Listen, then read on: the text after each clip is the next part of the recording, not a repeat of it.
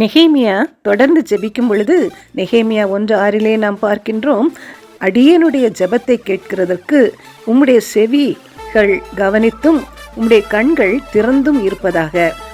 ஒருவேளை சாலமோன் இவ்வளவு ஒரு மகிமையான தேவாலயத்தை எவ்வளவாய் கட்டி எருசலேமை சிங்கார வனமாக மாற்றியிருந்தார் என்ற சோக நினைவுகள் இன்றைக்கு அதே எருசலேம் தேவாலயமும் அந்த எருசலேம் பட்டணமும் இடிபாடுகளுக்குள் கிடக்கிறதே என்ற ஒரு வேதனையோடு எப்படி சாலமோன் பயன்படுத்தி அந்த ஆலயத்திலே ஜெபித்த பொழுது அந்த வார்த்தைகளை அவன் உச்சரிக்கும் பொழுது தேவ மகிமை மேகமாய் இறங்கி வந்ததோ அப்படியே தன்னுடைய ஜெபத்தையும் அவன் ஆரம்பிக்கிறதை நாம் பார்க்கின்றோம்.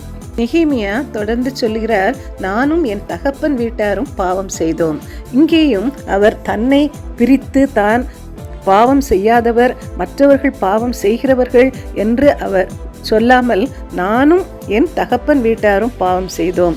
ஆண்டவராகிய இயேசு கிறிஸ்து சொல்லும் பொழுது, ஒருவன் என்னை பின்பற்றுவானானால் தன்னைத்தான் வெறுத்து தன் சிலுவையை எடுத்துக்கொண்டு என்னை பின்பற்ற கடவன் என்று சொல்லுகிறதை நாம் பார்க்கின்றோம்.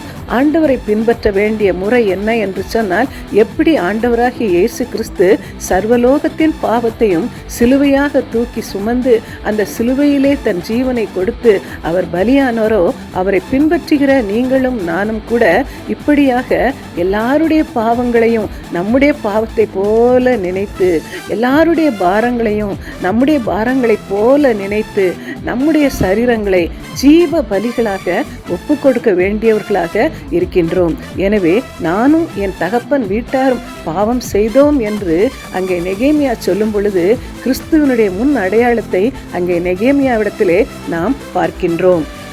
கிறிஸ்துவை பின்பற்றுகிறவர்களாகிய நாமும் கூட இன்றைக்கு நம்மை மாத்திரம் நினைத்து ஜெபிக்காதவர்களாக மற்ற அனைவருக்காகவும் அவர்கள் பாரங்களையும் பாவங்களையும் நம்முடைய சொந்த பாவங்களாக ஏற்றிக்கொண்டு அவருடைய அடிச்சுவடுகளை பின்பற்ற வேண்டியவர்களாக இருக்கின்றோம்.